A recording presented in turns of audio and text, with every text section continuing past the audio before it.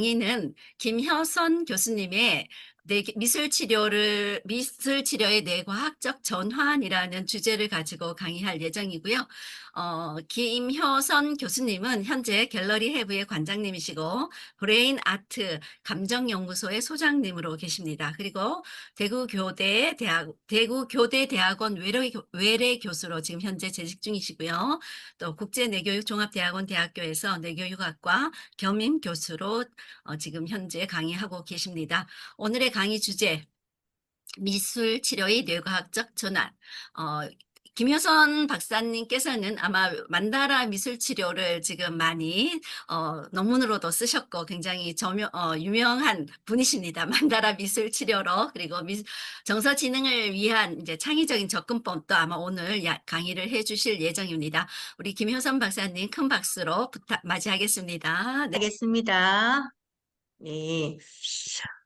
저는, 미술 치료를, 좀 오랫동안 하게 됐고요. 지금도 미술 치료에서 강의를 하고 있고, 그 다음에, 현장과, 그 다음에 학교에서, 그 다음에 대학에서 강의를 하고 있습니다. 따로는 이제 학부모 상담과 교육청 강의도 같이 하고 있습니다. 그래서 기존의 미술 치료를, 우리가 심리나 이런, 심리학이나 상징적 이런 분석으로 이렇게 접근을 했다면은요, 지금은 융합으로 해서 미술 치료를 뇌과학적으로 이제 전환하는 그러한 이제 그 트렌드로 갔기 때문에 오늘은 제가 미술 치료의 뇌과학적 전환을 어떻게 발전되어 있는가를 여러분과 함께 공부해 보고자 합니다.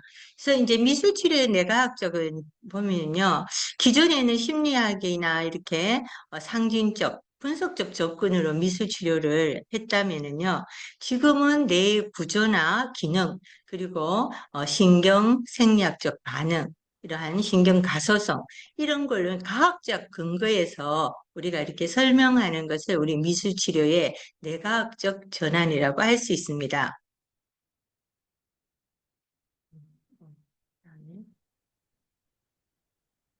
왜 안 넘어가지? 어, 어, 너무 많이 넘어갔나? 뇌과학적 전환의 핵심 원리를 보면은요, 첫째 미술치료에서 우리 이제 뇌과학적으로 전환되는 핵심 원리는요, 신경가소성의 원리인데, 우리 이제 신경가소성의 원리를 미술치료에서는 뇌의 신경회로하고 연결해서요, 그죠? 그래서 색채, 패턴, 그 다음에 아까 얘기한 창의적 활동을 통해서 정서를 회복하고 창의성을 촉진하는 그런 신경 가소성의 원리를 이용하고요. 그 다음에 또 뇌파를 안정하는 효과를 위해서 만다라나 젠덴클 같은 이제 반복적 패턴을 활용하고 있습니다. 그 다음에 이제 이러한 걸로 인해서 알파파를 증가시켜서 그 다음에 불안을 완화시키고 집중력을 상승시키는 거죠. 그래서 이제 어, 그 다음에 세 번째, 이제 변연계를 자극하고 조절해서요. 우리가 이제 편도체에 있는 감정의 뇌를 자극한다고 하는 그런 편도체 자극 활동을 하고요. 그 다음에 기억의 뇌라고 하는 해마애를 우리가 미술로 자극해서 과거의 경험과 연결해서 트라우마나 그 다음에 치매에 미술 치료를 적용하고 있습니다. 그 다음에 이제 전두엽 기능을 강화하는 자기 조절, 그다음에 창의성. 그래서 전도연 활성화는 주로 청소년이나 아동에 많이 사용하고요. 미술 치료의 가장 그간 감각 통합은 이러한 모든 그 통합 기능을 발달시키는데 미술 치료를 함께 사용하고 있습니다. 그러면 왜 미술 치료가 뇌과학적 접근에 필요한가를 한번 살펴보면요. 우리 이제 뇌의 작용 원리를 이용하면요. 이렇게 뇌의 작용 원리를 이용하면 그 뇌의 감정, 뇌는 과연 어디서 감정이 있고 기억이 있고 행동에 영향을 주는가 하는 메커니즘을 파악할 수 있습니다. 그래서 이제 이러한 메커니즘을 파악한다는 것은요, 우리가 미술 치료를 할 때 기존에 굉장히 심리적, 상징적, 분석적 접근이라면 이런 뇌과학적 접근은 과학적 접근으로 바탕으로 하기 때문에요. 좀 더 효과적이고 또 개인 맞춤형, 1대1 맞춤형 임상에서도 굉장히 맞춤형 치료 방법을 개발할 수도 있습니다. 그래서 우리가 이제 뇌의 작용 원리는 과연 뭘까 한번 생각해 보면은 인간이 내가 어떻게 이제 정보를 해서 어디서 이러한 것들을 생각이나 감정, 행동 등을 처리하고 어떻게 표현하는지 설명하는 기본 원리에 해당합니다. 그래서 이제 뇌교육이나 요즘은 미술 치료가 이러한 뇌의 작용 원리를 이용한 융합적 접근을 이해해야 되는데요. 이러한 융합적 접근을 이용하기에 꼭 뇌의 작용 원리를 기초 개념으로 있고요. 우리가 이제 뇌과학대학이나 우리가 논문을 쓸 때도 이렇게 뇌 교육을 기반으로 한다든지 뇌 기반 교육 논문을 쓸 때도 뇌의 작용 원리를 이용해서 근거로 쓰게 됩니다. 그래서 예술은 뇌를 치유하고 변화시키고 자극해서 더 뇌를 확장시키는 기본이 된다고 할 수 있습니다. 그래서 이제 미술 치료와 뇌과학이 이제 접목된 융합이 이제 지금은 트렌드로 가고 있거든요. 그래서 한번 미술 치료가 뇌과학하고 어떻게 융합이 되는가를 한번 살펴보면요. 감정과 기억은 뇌에서부터 시작합니다. 인간이 가지는 감정. 그런데 이런 감정과 기억은 미술에서 감정 표현과 그다음에 치유를 목표로 하고 있는데요. 이런 감정 표현은 미술을 그리는 그런 여러 가지 창작 활동으로 이어지고요. 그러한 표현을 치유하는 데 이용하기도 합니다. 그럼 이러한 감정과 기억을 담당하는 것은 뇌에서 어디에서 해당하냐면 주로 우리가 변연계에서 해당하고 있는데요. 이 변연계에는 편도체와 해마가 있습니다. 그래서 이제 편도체와 해마는 시각의 자극에 민감하기 때문에요. 우리는 이런 편도체와 해마를 자극하기 위해서는 그림이나 색채, 그래서 우리가 색채 치료도 하고 있고요. 색채를 활용한 그런 프로그램도 따로 만들기도 하죠. 그래서 색채 감정 카드도 만들기도 하고 프로그램에 적용시키기도 합니다. 그래서 이제 이런 뇌교육을 통해서 왜 미술이 감정을 자극시키고 안정시키는가를 이제 설명하도록 해보겠습니다. 우리가 감정의 준추는요, 어디에서 이제 이루어지냐면 뇌에서, 뇌 부위에서 편도체에서 이루어집니다. 이러한 편도체는 위협이나 공포, 불안, 우리가 어떠한 위협을 다쳤거나, 그 다음에 아이들이 불안, 분리불안이라든지, 그 다음에 어떠한 두려움, 공포 이런 거는 감정 방대의 중심 역할을 하는 것이 편도체입니다. 그래서 이러한 편도체가 과도하게 자극받았을 때는 이런 불안의 원인이 되기 때문에 우리가 이런 것을 색채나 그림, 형태, 미술의 형태로서 이 자극을 감정을 유도하고 완화시킬 수 있습니다. 그 다음에 두 번째, 이제 기억과 감정에 연결하는 거는 내부에서 주로 해마인데요. 이러한 해마는 기억과 감정에 조절하기 때문에 이러한 나쁜 기억이나 트라우마, 그죠? 이런 경우는 이런 해마에 관련된 미술 치료를 함으로써 그러한 부정적인 기억을 없앨 수도 있습니다. 그래서 이제 그 다음에 세 번째는 미술은 가장 중요한 비언어적 표현의 힘이 굉장히 강하죠. 그래서 말로 할 수 없는 경우 어떠한 트라우마로 인해서 일시적 함묵증이라든지 기억 상실 이런 사람에게는 이런 미술 치료를 사용하기도 하는데요. 이러한 비언어적 힘은 뇌에서의 우방구와 변연계를 활용하기도 합니다. 그래서 이러한 비언어적 힘으로 인해서 어떤 우회적 소통이 되기도 하고요. 그 다음에 트라우마 치유 효과에 굉장히 좋다라는 그러한 논문도 발표되고 있습니다. 그래서 제가 내부하고 우리 미술치료의 연관성을 이렇게 묶어봤는데요. 주로 전전두엽에는 미술치료에서 어떠한 관련성이 있냐 하면요. 감정을 조절하고 자율성을 회복하고 판단 회복에 관여합니다. 그 다음에 이제 편도체는 아까 얘기했듯이 감정의 기능에서 불안이나 공포, 이렇게 감정 처리. 그래서 이러한 거를 미술로 표현하기도 하고, 그 다음에 이렇게 표현함으로써 진정 효과도 나타내기도 하고요.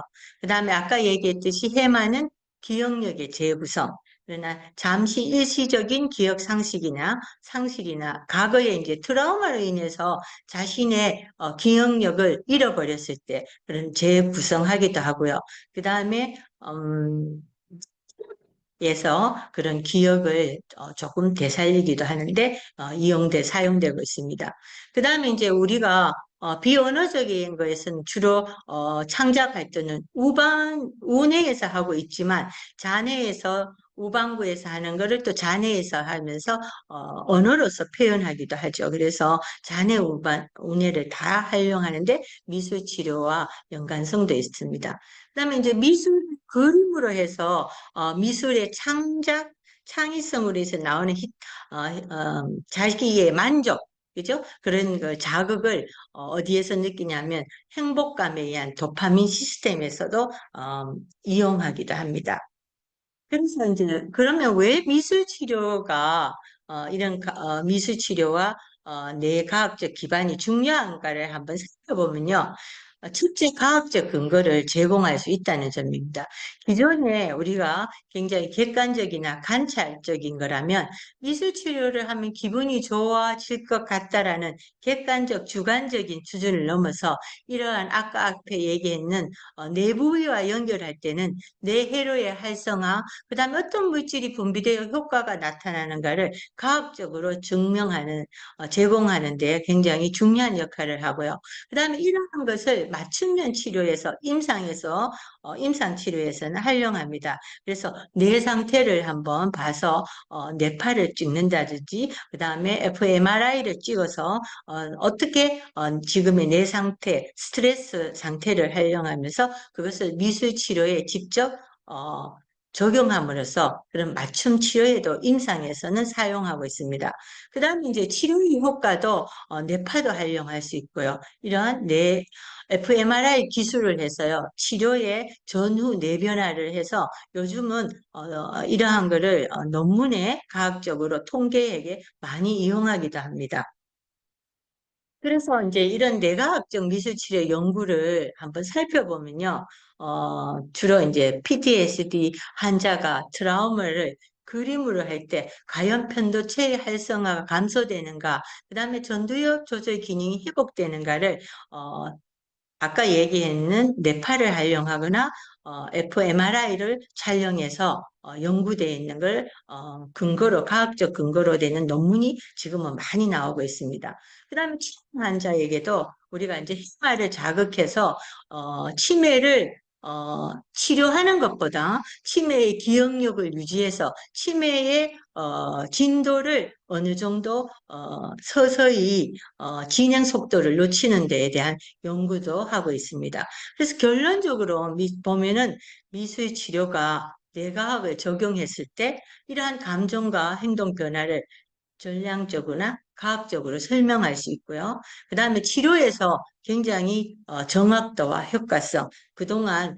우리가 일반적, 객관적이라면 이러한 어, 그런 기기를 사용한 그런 걸로 정확도와 효과성을 높일 수 있습니다. 그래서 기존의 미술 치료가 단순한 창작 활동이 아니라 이런 뇌과학적과 접목했을 때 의학적 기반을 갖춘 치료법으로 지금은 전환되고 있습니다.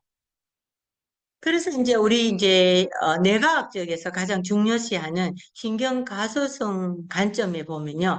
미술 치료는 뇌에 자극을 함으로써 신경 가소성을 촉진해서요. 새로운 감정 조절 회로를 확산시키고요. 그다음에 우울, 불안, 스트레스 이런 심리적 완화에 도움이 된다는 것을 신경 가소성 관점에서 찾아볼 수 있고요. 또 이러한 뇌과학적을 통해서 보면은 굉장히 미술 치료는 이제는 객관적이고 기존에는 관찰자의 주관적이었다면 지금은 객관적이고 과학적으로 측정할 수 있다는 것입니다.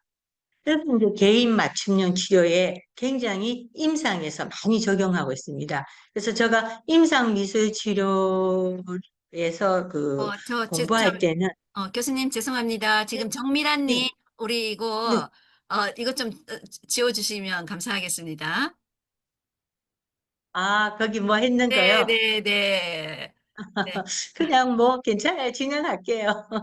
그래서 아, 이제 그 개인 맞춤형 치료를 임상에서 많이 사용하고 있습니다. 그래서 혹시나 임상의 상담센터를 하시는 선생님이거나 아니면 병원에서 임상을 하시는 분들은 이러한 개인 맞춤형 치료에 이런 뇌과학적 미술 치료를 접근했을 때 가장 미술 활동이 굉장히 효과적이라고 할 수 있으니까 참고하시기 바랍니다. 그래서 이제 이러한 임상에서는 개인화된 미술 치료 설계를 따로 한다든지 프로그램을 따로 만들 수가 있습니다. 그래서 치료의 이론을 신경과학 기반으로 할 때 어떠한 이론이 거기에 기반으로 들어가야 됩니다. 개인의 주관적인 생각이 아니고요. 그래서 미술치료의 신경과학의 이론적 배경을 한번 볼게요. 그래서 첫 번째 신경심리학적 이론을 봤을 때요. 보면은 우리가 이제 이런 특정한 감정, 그죠? 이러한 것들을 언어 기억을 담당하는 이론입니다. 그래서 미술 치료에서는 운해를 중심으로 해서 이렇게 프로그램을 짜기도 하고요. 그 다음에 치료 기법을 만들기도 합니다. 그래서 감정과 기억을 담당하는 변연계를 자극하는 그러한 프로그램을 할 때는 신경심리학적 이론을 기반으로 하게 됩니다. 그 다음에 이제 항상 제가 이제 뇌과학 기반으로 할 때는 우리가 신경가소성 이론을 하는데요. 이런 신경가소성 이론은 뇌의 경험, 자극, 회로를 재조직하는 운영을 가지고 있다는 이론이기 때문에 미술치료에서는 이런 신경가소성 이론은 굉장히 긍정적인 경험을 반복하는 긍정적인 미술활동, 긍정적인 그런 프로그램, 그죠? 그런 거를 하면서 스트레스 반응 회로를 이제 대신에 새로운 정서조절 회로를 유도하기 때문에 신경가소성 이론은 초등학생의 정서 이론에 많이 이용하기도 합니다. 그래서 선생님들이 초등학교 정서 프로그램을 할 때는 이런 신경가소성 이론을 기반으로 하시기를 바랍니다. 그 다음에 이제 미술에서는요, 감각 이론이 굉장인데요. 미술은 전체적으로 시각도 되고요, 촉각도, 점토 사용, 그 다음에 모래, 그 다음에 손을 이용한 그러한 촉각과 그 다음에 운동, 그 다음에 활동하는 그런 운동 감각을 동시에 자극하기 때문에 감각 통합 이론을 이용할 수 있습니다. 그래서 이러한 모든 감각 통합 이론은요, 정서를 안정시키고 유도하는 치료 방식으로 미술치료에서 해석됩니다. 그래서 미술 치료 프로그램을 여러분이 한번 이용할 때는 이게 어떤 이론을 기반으로 해서 돼 있는지를 선생님들이 기본으로 하셔서 해야 됩니다. 그다음에 이제 미술치료에서 이제 운해잔해 이론이라고 얘기하는데요. 운해는 감정을 담당하는, 그다음에 잔해는 언어를 담당하는. 그래서 우리가 미술을 그리고 나서 그다음에 그 미술에 대한 그 본인의 자기 인식을 하기 위한 해석 또는 운해를 통한 이미지를 감정을 표현하는 창의성. 죠. 그래서 이런 것 다 운해, 잔해 이론에 해당됩니다. 그래서 운해 기반 활동으로 중심으로 하는 표현적, 비언어적을 표현하게 하고요. 그거에 따른 스토리텔링, 이야기 기법을 같이 해서 감정 인지 간의 연결 회복을 목표로 하고 있는 것이 운해, 잔해 이론이기도 합니다. 그 다음에 이제 트라우마 이론은 주로 이제 아이들이 그런 어릴 적의 상처, 트라우마, 어떠한 기억, 부정적 기억을 이제 긍정적 기억으로 하는 그런 트라우마 이론인데요. 이거는 이제 그런 외상을 어떠한 충격에 의해서 언어로 못할 때 굉장히 신체 감각에 저항이 된다는 이론인데요. 이러한 것도 변연계를 자극하거나 또 전두엽을 조절하고 그리고 이제 뇌의 네트워크를 전체적으로 돕는 그런 트라우마 이론을 기본으로 하고 있습니다. 그래서 저는 요거를 이제 좀, 하게 이제 했는, 그렇게 아까 앞에 거를 간략하게 신경이론, 그 다음에, 신경심리학 이론, 신경가소성 이론, 그 다음에 감각토론 이론, 네 번째 운해장애 이론, 트라우마 이론, 미술치료와 연결해서 이렇게 간략하게 제가 이제, 한번, 표를 만들어 봤습니다. 그래서 이제 이러한 미술치료 이론적 배경을 우리가 이렇게 봤을 때, 아, 미술치료는 단순한 그냥 그림만 그리는 것이 아니라, 이제, 이런 신경과학 기반을 할 때, 과학적 기반으로 쓸 때는 치료로서의 도구도 사용되고요. 그 다음에 예방적 치료에도 사용된다는 것을 알 수가 있습니다.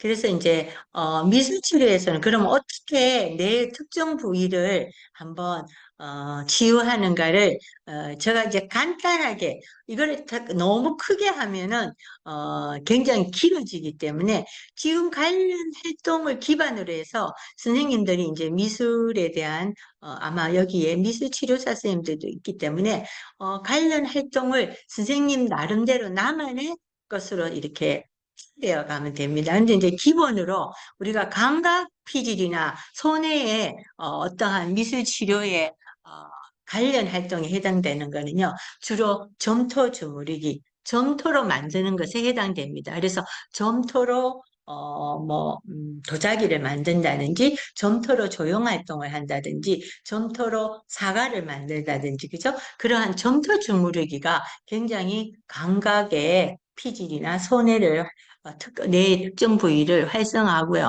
그 다음에 손으로 물감 번지기는 쌤들 다 아시겠지만 손에 물감을 가든지 아니면 어, 음, 반죽을 해서요. 물감을 칠해서 손으로 느끼는 그러한, 물감 번지기. 그 다음에 이제 큰 종이에 몸을 써서 그리기. 그래서, 몸 본뜨기. 그죠? 자기의 신체 본뜨기. 이런 거에도 해당됩니다. 그래서 작용은 촉각과 운동 자극을 감각을 자극하는 거거든요. 그래서 이러한 거는 감각 피질의 손해에서 긴장을 완화하고 증서를 안정시키고요. 이러한 이제 점토를 만지거나 손에 물감 번지기나 이런 거는 불안을 감소하고 자기 조절 능력을 회복합니다. 그래서 선생님들이 꼭 미술치료사가 아니시더라도요, 상담을 하거나 어떠한 기법을 내가 요거를 좀 적용해야 되겠다 하면, 내가, 를 기반으로 한 그런 프로그램에 적용해야 되겠다 하면, 요런 거를 단락씩, 한 꼭지씩 적용시켜도 됩니다. 그죠? 그런데 이제 감각 피질 손해는 관련되는 활동은 미술치료에서 이런 게 있다라는 걸 아시면 되고요. 그 다음에 이제 편집체 해막, 아까 얘기했듯이 이제 뭐 기억력이나, 그 다음에 자기네 그런 기억을 할 때 하는 그런 정서의 그런 감정을 인식하고 할 때는 이제 뭐 미술치료에서는 감정 색깔 지도라고 해서 감정 색채 아니면 감정 카드, 색채 카드, 여러 가지가 있어요. 그 다음에 이제 추상화로 드로잉을 그리는 데서 우리가 이제 미술로는 드로잉이라고 하는데, 드로잉을 그릴 때, 연필로 그리느냐, 아니면 목탄으로 그리느냐, 아니면, 물감으로 그리느냐, 드로잉의 매체와 관련되는데, 거기까지 제가 확장하려니까 너무 힘들어서요. 제가 그냥 추상화 드로잉이라고 이렇게 드로잉으로 했고요. 그 다음에 이제 감정 콜라주라는 거는 나의 감정을 굉장히 표현하기 힘든 그런 사람이거나, 그 다음에 어린 아동에 의해는 콜라주 기법이라고 해서, 어떤 우리가 이렇게, 어, 잡지를, 자기의 감정에 해당하는 잡지를 찢어서 그림을 그리지 않고 붙이는 거, 찢어서 그리는 거거든요. 근데 이제 이 찢는 작업이 굉장히 편도체도 자극하지만 감, 감각 피질도 자극하기 때문에 동시에 자극하기 때문에 감정 콜라주 기법도 편도체나 해마를 사용할 때도 우리가 사용할 수 있습니다.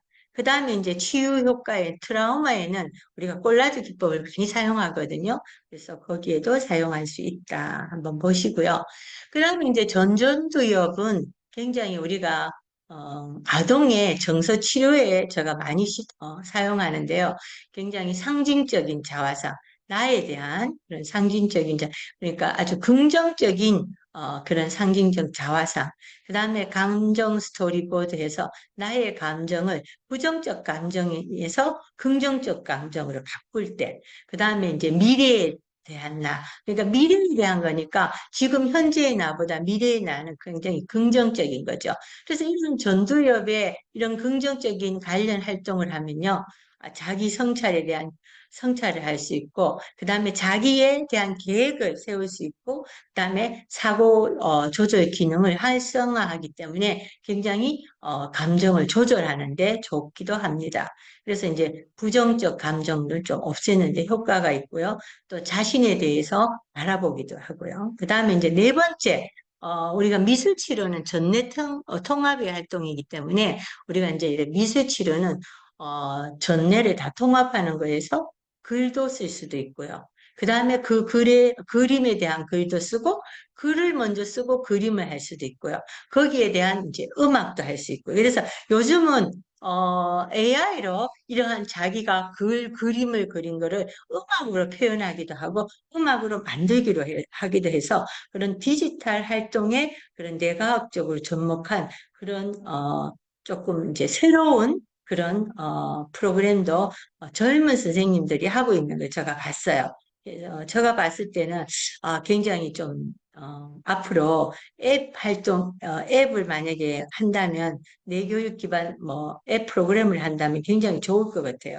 그래서 자녀운의 네트워크를 한 전내 통합은 굉장히 그 이미지 협업 능력이 굉장히 좋고요. 이러한 것들은 이제 치유 효과는 공감 능력 강화라든지 관계 회복, 완결에 좋습니다.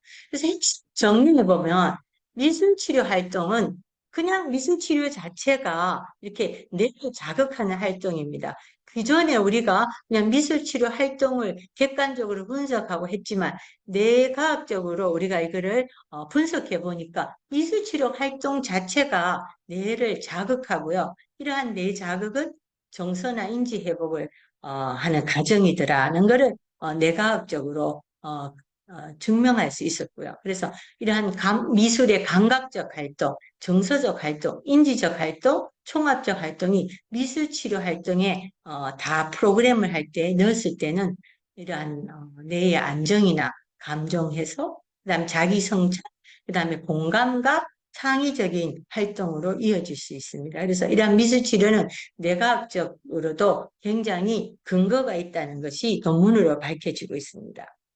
그래서 이제 제가 정서에 대한 논문을 썼을 때, 정서와 내부의 미술 매체를 제가 이렇게 표와 연결한 다음에, 요거를 기반으로 해서 제가 프로그램을 개발하고, 그 다음에 초등학생의 정서 지능을 향상을 위해서 제가 요거를 먼저 짜놓고 프로그램을 개발했습니다. 그래서 선생님들도 뇌와 관련된 그런 미술 매체를 한번 프로그램을 활용하실 때는 먼저 내 부위와 그 다음에 내가 가지는 주요 기능, 그 다음에 그러한 것이 어떤 미술치료 매체와 적합한가를 나누시고 그 다음에 이게 미술치료를 했을 때 어떠한 치료적 기대 효과가 되는가를 이렇게 짜놓고 프로그램을 짜시면 자기 걸로 만드시는 게 좋습니다. 그래서 프로그램을 짜실 때 그냥 생각에 짜는 것보다 이렇게 내부위와 내 기능과 그다음에 내가 하고자 하는 미술 매체 아니면 선생님이 하시는 뭐 예를 들어서 그림을 활용한다든지 뭐 어떠한 다른 활용을 할 때 적합한 매체가 어떤 것인가를 나누시고 그다음에 거기에 기대되는 효과를 이렇게 나누어서 하시면 프로그램을 개발하시거나 아니면 일상에서 사용하실 때 굉장히 용이하다고 저는 생각하고 이렇게 저는 이렇게 미리 해놓고 사용했습니다.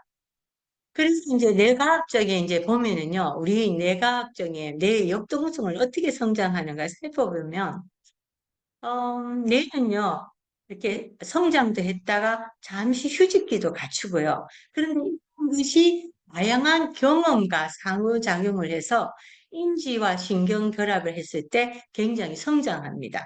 그래서 우리는 이러한 성장과 휴식기를 다양한 경험과 상호작용을 미술에서 미술 치료는 미술 활동을 하고 있거든요. 그래서 미술 활동을 어떻게 적용하는가 하면요.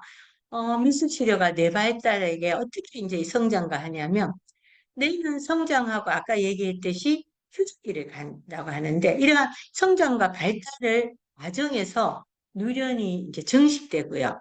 그다음에 이것이 이제 누련이 이동되고 분화되면서 어, 어, 사용되는 스냅스는 새로운 것이 형성되고 그다음에 이제 사용하지 않은 것은 소멸되거든요. 그런 발달 과정을 미술 치료와 연결했을 때 우리가 이제 이러한 것을 성장하고 하는 이런 스냅스의 증식, 그다음 누련의 증식, 스냅스의 형성과 소멸을 미술 치료와 연결해서 활동을 다 제공하는 거죠. 그래서 이제 그 다감각적 자극을 제공함으로써 정서의 안정을 조절하고요. 그다음에 이제 이러한 미술 치료로 인해서 인지 창의를 결합하고 그다음에 아동의 사회적 상호작용을 강화해서 이것이 이제 다양한 경험과 자극을 제공하는 환경을 저는 미술 치료라고 보고 있습니다. 그래서 이런 미술 치료가 뇌 발달에 영향을 미친다고 저는 이렇게 도표를 만들어 봤습니다. 그래서 교육 현장에서 선생님들이 가장 필요로 하는 게 그러면 미술 치료를 꼭 교육 현장에서는 임상적 으로 활용하기가 힘들어요. 그래서 임상적 활용은 주로 상담센터나 병원 이런 데서 이제 활용하고요. 우리가 교육 현장에서 선생님들이 활용할 때는 그러면 어떻게 이제 이렇게 활용할 수 있을까 하면 우리가 예방적으로 한번 활용하기 위해서 미술 치료를 감각, 정서, 인지를 뇌의 신경망에 촉진할 때 예방적으로 저는 접근하고요. 그다음에 미술에서 생태, 색, 형태, 질감, 상징적 표현을 예방적 활용하는 새로운 경험을 하는 것과 자극을 주는가는 이제 선생님들이 만들어내는 거예요. 그 다음에 이제 세 번째는 이러한 새로운 경험과 자극을 하는 이러한 프로그램으로 인해서 어떤 예방적 활동, 정서적, 아동의 정서적 불안이나 그 다음에 발달을 지연하는 것에 대한 것을 지속시키고 그 다음에 아동이 사회적 위축에서의 사회적 관계망의 형성에 도움을 되는 사전 예방 도구로 활용하시라고 저는 선생님들한테 어, 강의할 때 얘기하거든요. 그래서 미술 치료를 우리가 치료적 요법의 치유를 넘어서 지금은 이제 발달에 대한 지원과 그 다음에 예방적 교육으로 교육 현장에서 활용하도록 저는 이제 강의를 주로 하고 있습니다. 그래서 이제 이렇게 미술 활동을 그럼 어떻게 뇌에 적용할까는 아까 앞에서 있는 부분을 제가 표로 만든 부분을 이렇게 좀 간단하게 보기 좋게 이렇게 만들어 놨는 거고요. 요거는 뭐 아까 앞에 있는 제가 그 미술 매체하고 연결되어 있는 거 한번 어, 참고를 하시면 됩니다. 그 다음에 이제 가장 이제 제가 이제 만다라 미술 치료를 기법으로 했을 때 이게 이제 만다라 미술 치료는 치료적인 요소도 있지만 예방적으로 선생님들이 활용했을 때 뇌로 영역을 그러면 만다라 미술 치료와 뇌와 그 다음에 플러스 예방적 치료로 학교 교육 현장이나 그 다음에 상담센터나 복지관 선생님이 활용하는 여러 군데에서 활용할 수 있을까 한번 보면요. 만다라는 자기 조절 또는 성찰에 대한 게 있어요. 그 치유에서 그거는 뇌를 부유와 관련되는 거는 전전도육에 해당되고요. 그 다음에 이제 만다라 미술 치료로 해서 만다라를 그림으로써 반복되는 만다라 젠테크를 그린 것은 감정을 완화시키는 그러한 효과가 있거든요. 그러한 만다라 치유 효과는 뇌의 어느 부분을 자극시키냐 하면요. 편도체를 이제 완화하는 그런 거에 해당되고요. 그 다음에 이제 만다라는 기억이나 이러한 정서 통합은 뇌에서 헤파 부분에 해당됩니다. 그 다음에 이제 만다의 균형, 만다라는 왼쪽, 오른쪽이 균형 있게 이제 그려질 때 그거는 뇌 기능을 통합하고 자뇌 우뇌를 통합하는 그런 기능에 해당돼서 이러한 만다라 미술 치료는 뇌 영역과도 굉장히 관련이 깊기 때문에 선생님들이 이러한 예방적 차원에서 이 만다라 미술 치료 기법을 한번 꼭 미술 치료가 아니더라도 치유나 예방 촬영에 예방적 목적에서도 활용할 수 있다고 저는 생각됩니다. 그래서 이제 뇌과학적 관점에서 제가 논문에 활용한 만다라 미술치유 활용을 했는 거를 제가 이렇게 표로 만들었는데요. 만다라는 반복적 패턴 그리기가 있습니다. 우리가 이거를 미술에서는 프랙틸 효과라고 하는데요.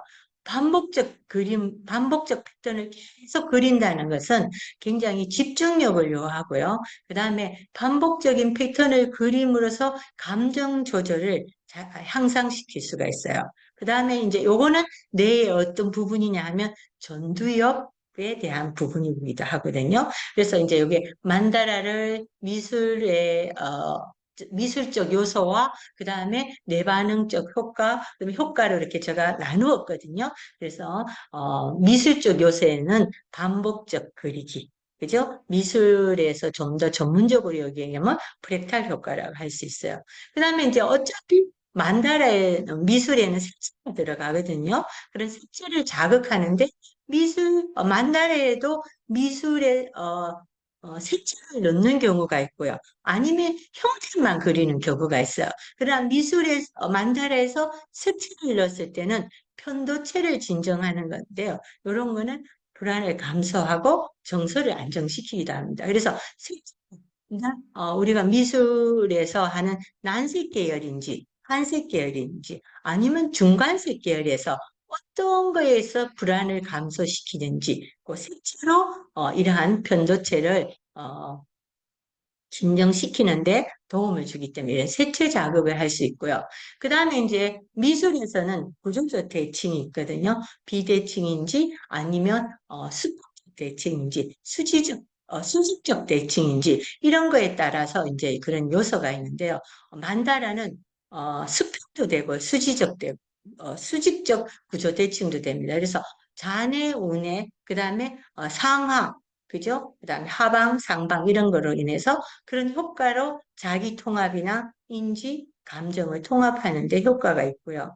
그 다음에 이제 만다라는 굉장히 몰입해 되는 거죠. 같은 거를 반복해서 그리기 때문에 감각적 몰입은요 자율신경계를 안정시키고 그래서 굉장히 자율신경계가 활성화되는 아동이나 그런 이제 불안 장애 아닐 때 이렇게 만다라 미술치료 요법을 했을 때는 스트레스 완화나 이완 반응이 되고요. 그다음에 만다라를 계속 그리면 이거를 이제 실천하면 뇌가 신경 가소성의 뇌 반응으로 인해서 정서 회복이 되는 그런 강화를 할 수 있다. 그래서 미술 치료를 뇌과학적에 만다라를 할 때 제가 프로그램을 짤 때요. 이러한 요소를 기반으로 가지고 프로그램을 짜는지 활용할 수 있기 때문에 이런 선생님들도 어떠한 미술 치료 기법을 활용할 때는 꼭 만다라가 아니더라도 이러한 요소, 뇌반응, 효과를 기본으로 해서 이렇게 나누어서 미술 치료를 사용하시거나 프로그램을 만드시면 굉장히 프로그램을 개발하는 데 용이하다고 생각됩니다. 그다음에 이제 미술 치료는 임상적인 경우도 있고요. 그다음에 예방적이게 두 가지로 나뉘어요. 그래서 우리가 임상으로 나눌 때는 굉장히 좀 정말 임상 치료 이런 임상 센터나 아니면 임상 병원에서 할 때는 임상적 치료를 하기 때문에 예방적 치료하고는 조금 다릅니다. 그래서 이러한 임상적 치료는 전문가이신 선생님은 활용하시고요. 그 다음에 예방적 치료원에서 학교 현장이나 선생님들이 간단하게 사용할 때는 임상적 치료까지 가시면 안 되고요. 예방적 치료로 활용하시는데 목적이 뭔지 그죠?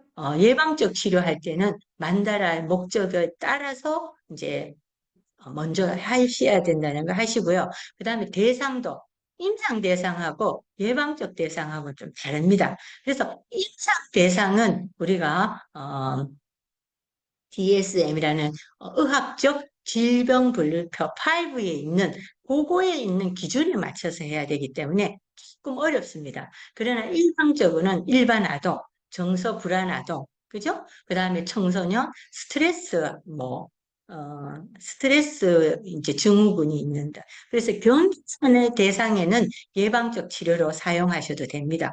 그다음에 이제 적용을 할 때 임상은 상담센터, 병원, 심리클리닉 전문 치료기관에서 사용해야 된다는 거고요. 그 다음에 예방적은 뭐 학교 복지관, 기업, 커뮤니티 센터, 일상적 환경에서 사용하셔도 됩니다. 그 다음에 이제 한도요 굉장히 이제 임상에서는 1대1 맞춤형, 그 다음에 구조적인 활동, 그냥 말하는 게 아니고요. 어떠한 자폐 아동에게는 그 구조적인 활동에 의한 정해진 그러한 미술 매체를 사용하게 되고요. 그 다음에 예술에는 자유롭게 인간 중심 그런 미술 매체를 사용하고 그다음 자유로운 창작 활동을 해도 됩니다. 그래서 임상하고 예방하고는 다르다는 것을 구분해서 하시기 바랍니다. 그다음에 이제 만다라 미술 치료 기법을 그럼 어떻게 활용할까? 제가 한번 활용하는 방법은 이제 표현 방식이 있어요. 어떠한 표현들, 자유롭게 만다라를 하는 표현 방식도 있고요.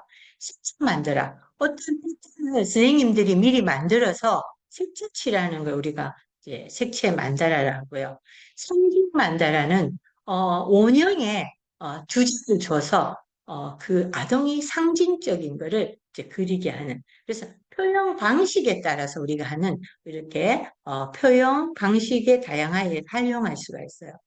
두 번째는 또 만다라를 색 재료에 따라서 이제 매체를 어떻게 확장하느냐. 우리가 이제 보통 정통 매체라고 하면 미술 치료에서 기본으로 하는 색연필, 뭐 수채화, 연필, 스테 아주 그냥 직접적으로 표현하는 거예요. 근데 이제 매체를 입히는 점토도 있고요. 천의에도 있고요. 콜라주도 있고요. 뭐 여러 가지 기법이 있죠. 그죠?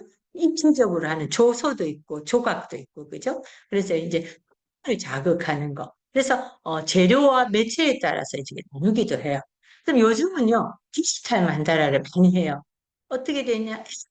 통해서 앱이나 태블릿에 미리 그려서 이거를 이제 가지고 가서 학교에서 학교 현장에서 제가 해보니까 요즘 학교 현장에 아동에게 태블릿이 다 적용되더라고요. 그래서 제가 태블릿에 미리 색칠에 대한 거를 이제 해가지고 가서 아이들이 다 깔아줘서 활용하는 그런 이제 디지털 만다라도 있다는 걸 얘기하고요. 그 다음에 이제 목적별로도 이걸 나누셔야 돼요. 그래서 내가 만다라를 정서 안정에 할 것인지, 트라우마 치유에 사용할 것인지, 아동의 집중력 향상에 할 것인지, 아니면 자기 성찰. 그러니까 요즘은 자기 성찰은 뭐에 해당하냐면 치유에 좀 해당되죠. 나 스스로에 해당되는 거. 요즘 그래서, 그런 거 있죠. 색채, 색깔 칠하기 만다라. 요즘 많잖아요. 패턴 만다라. 그래서 치유 목적을 어디에 할까를 미리 정하셔서, 그 다음 만다라 미술치료 기법도 사용할 수 있습니다. 이제 집행동인데요. 이제 우리가 주로 이제 협동 만다라는 복지관에서 이제 많이 사용하고요. 그다음에 아동이 함께하는 그죠? 사회성이 결연된 아이들한테는 협동 만다라를 사용하게 되고요. 이제 순환 만다라는 이제 좀 어떤 거냐면 이제 배치하는 거예요. 한 아이가 만다라를 그린다. 그 다음에 돌아가서 다른 아이가 만다라.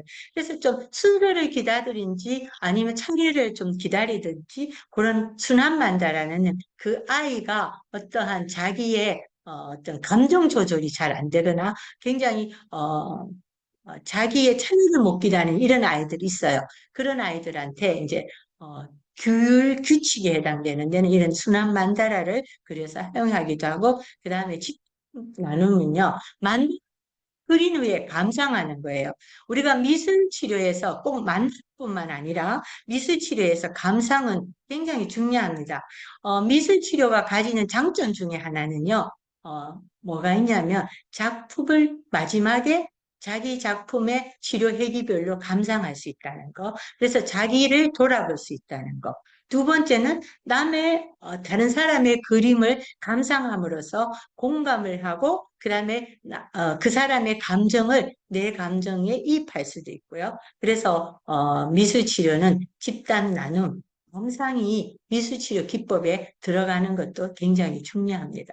그래서 미술 치료를 하고 난 다음에 감상 기법을 집어넣는 것도 저는 굉장히 좀 아이들한테 자신의 감정을 말로 표현하는, 꼭 그림이 아니라 이렇게 자기의 집단 나눔을 통해서 글로 그다음 말로 표현하게 하는 그런 방법도 사용하시기 바랍니다. 그리고 이제 미술 치료, 만다라 미술 치료가 뇌교육과 통합했을 때는 그럼 어떤 것으로 할 거냐 하면 호흡 만다라. 저는 이제 이 호흡 만다라를 해서요. 이제 색칠을 하기 전에 명상, 그 다음에 호흡.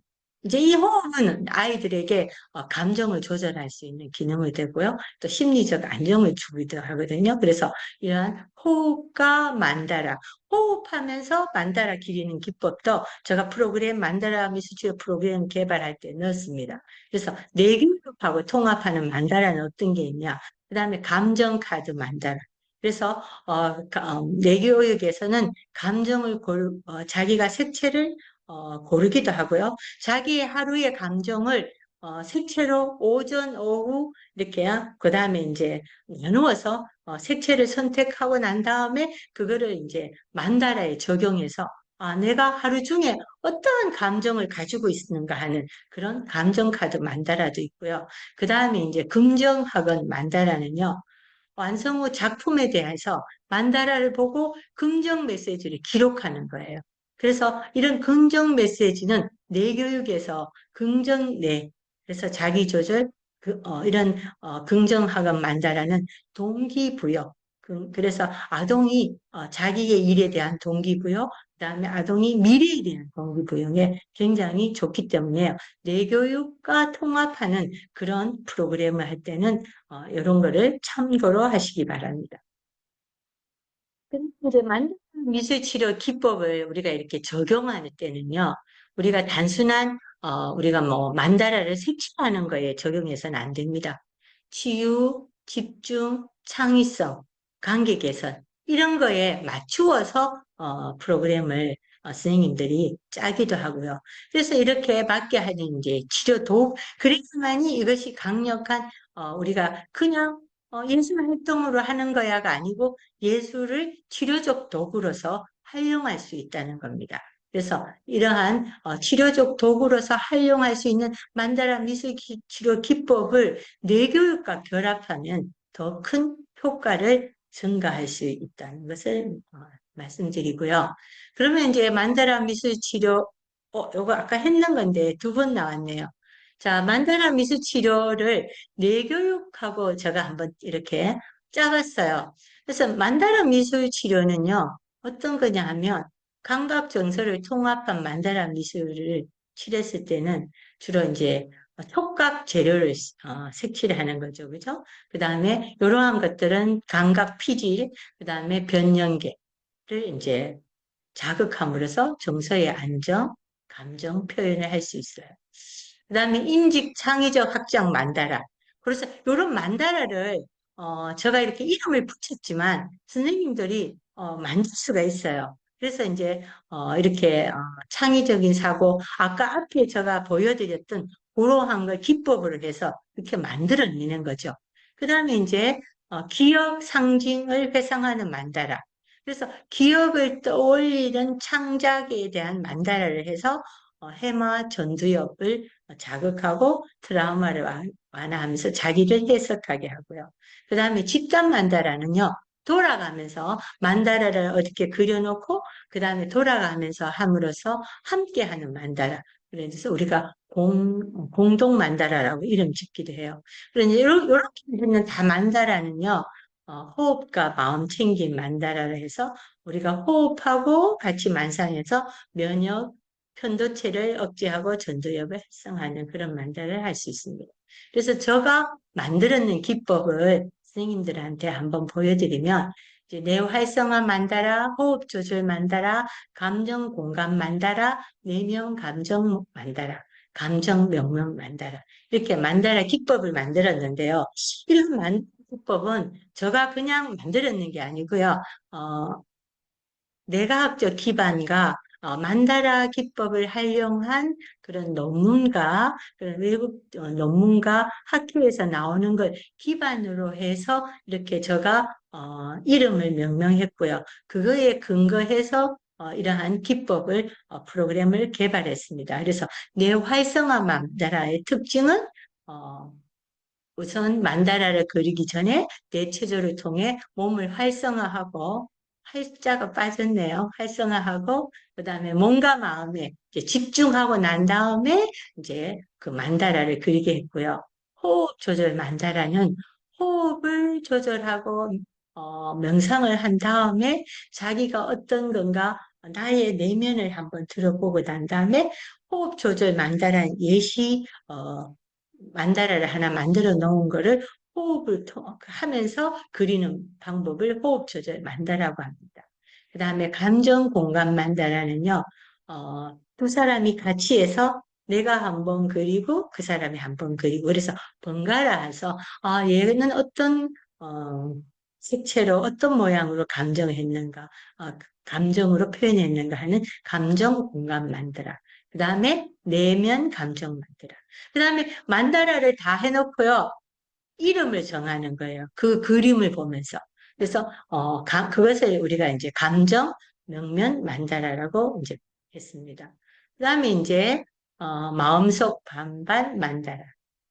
좀 이따가 제가 이제 예시를 보여드리겠고요. 감정 공유, 그 다음에 명화는 만다라는요, 명화 감상을 한 다음에, 부정적인 감정에서, 우리가 긍정 명화를 봄으로써 긍정적 감정으로 바꾸면서, 만다라를 만들었고요. 그 다음에 내가 행복하면 나의 뇌는 어떨까? 행복의 만다라를 그리기도 했고, 긍정 행복, 자기가 긍정적인 행복을 느낀 느낌을 만다라로 그려보기도 했습니다.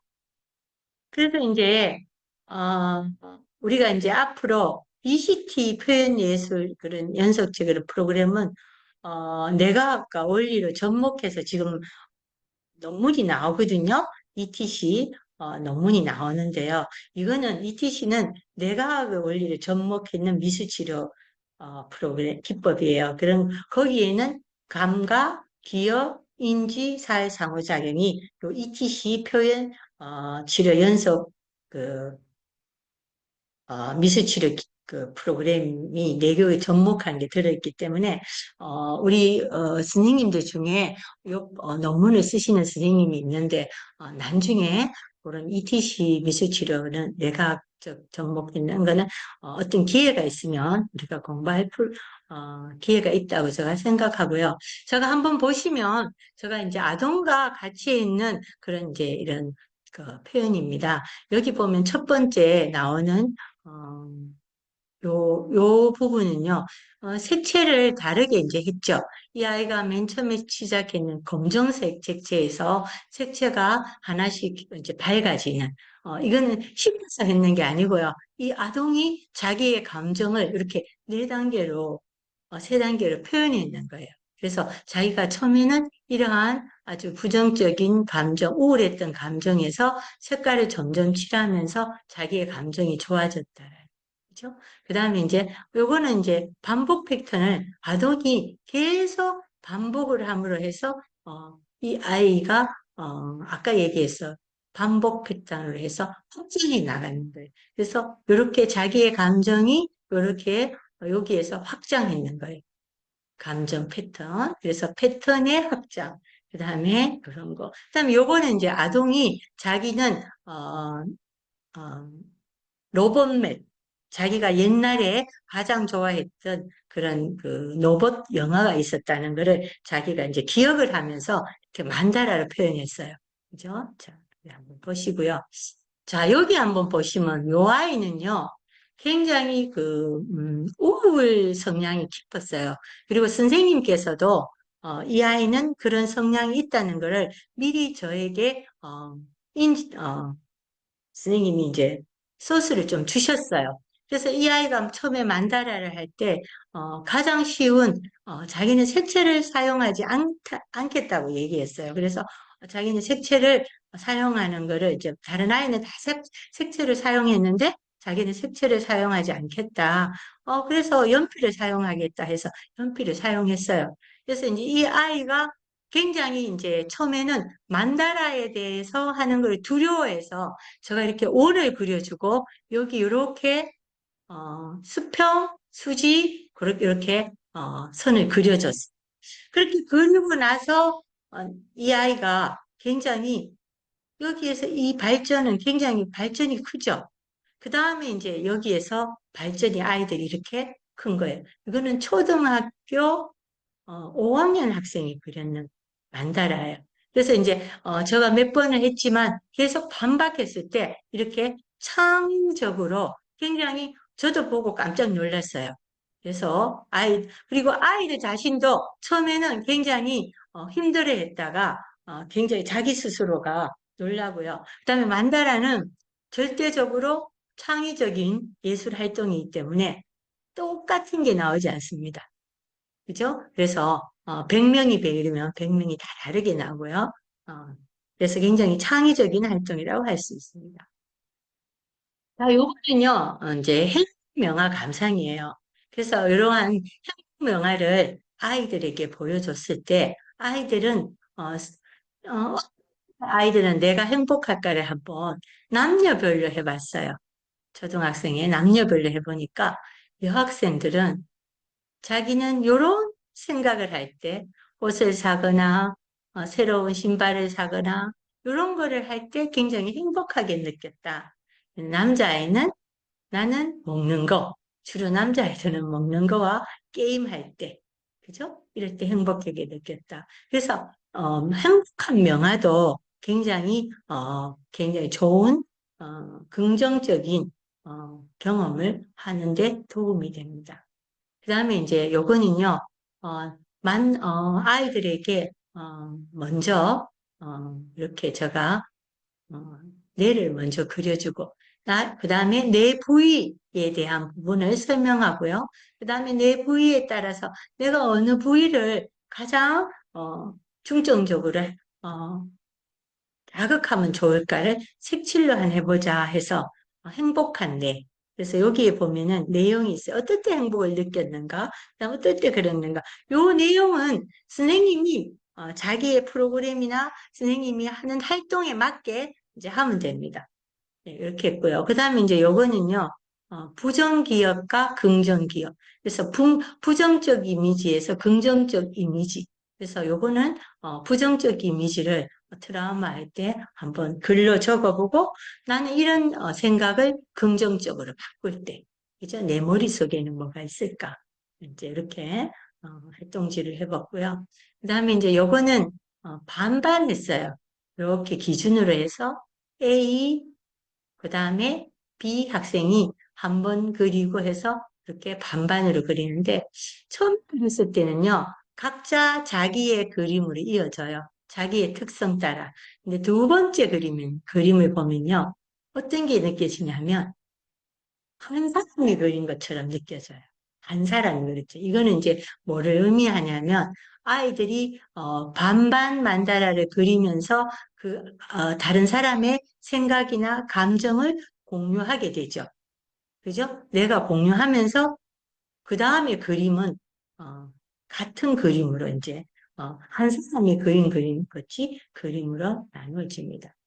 이렇게 그 다음에 이제 자기를 한번 나는 어떤 아이일까 이렇게 한번 자기 자신을 돌아보는 자기 성찰 만다라를 한번 그려보고요. 그 다음에 자기가 아까 얘기했죠. 나는 어릴 때 어떤 아이였을까? 그 다음에 나는 지금은 어떨까? 어떨 때 굉장히 행복하고 어떨 때 슬플까?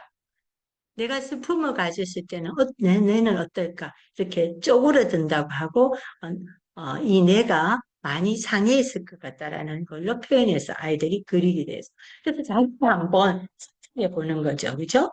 그다음에 요 만다라는요, 이제 자기가 한번 색칠하고, 그 다음에 친구가 그리고, 요런데, 요거는 안에 요런 그림은 젠텐클 기법을 사용해서 했어요.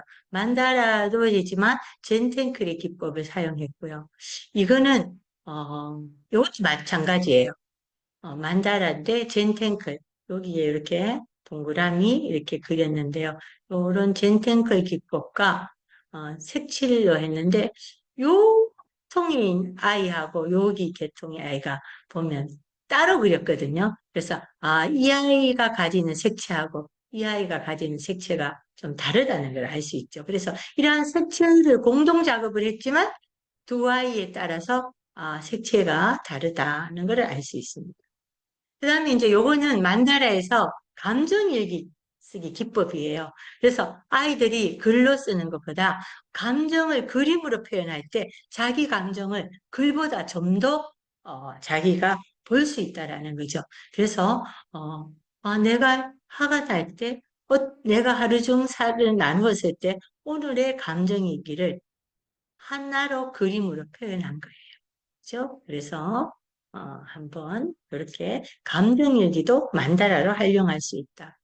그래서 이제 우리가 뇌과학 이후에 이제 미술 치료를 이제 맞춤형, 융합형, 그다음에 뇌 측정을 기반으로 해서 우리가 이제 조금 더 지금은 예방 쪽이나 웰빙 지향 쪽으로 발전하고 있습니다.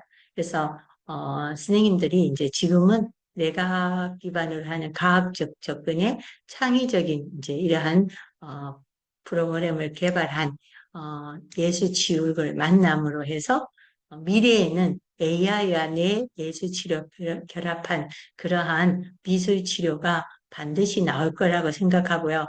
미래에 대한 부분은 이런 이제 새로운 논문이나 이런 프로그램을 개발하는 거는 선생님들의 몫이라고 저는 생각하고 오늘 이제 강의는 여기까지를 하고요. 제가 교육의